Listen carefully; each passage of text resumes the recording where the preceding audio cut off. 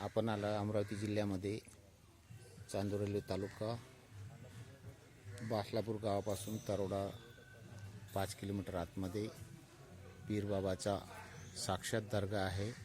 इथून खूप लांबवरची मंडळी इथे दर्शनाला येतात आणि बाबांचा जो दर्गा आहे इथे वडाची झाडं जी आहे 200-250 वर्षापूर्वीची जी झाडं आहे ते अजूनही जे मेन जड आहे ते अद्यापही कोणाला या जडबद्दल माहिती नाही।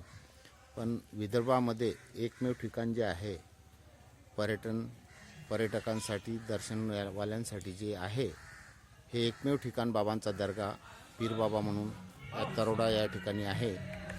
तर आपण थोडीफार माहिती आपण आणखी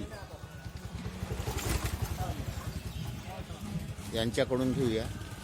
हाँ भैया जी, आप कहाँ से हो?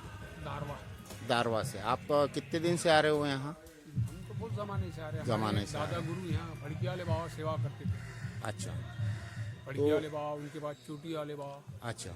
और उसमें ट्रस्ट रजिस्ट्रेशन है ये। हाँ तो हमारे दादा गुरु ये हजारों साल पहले के साहब झाड़ी, ये सबसे ज्यादा ये झाड़।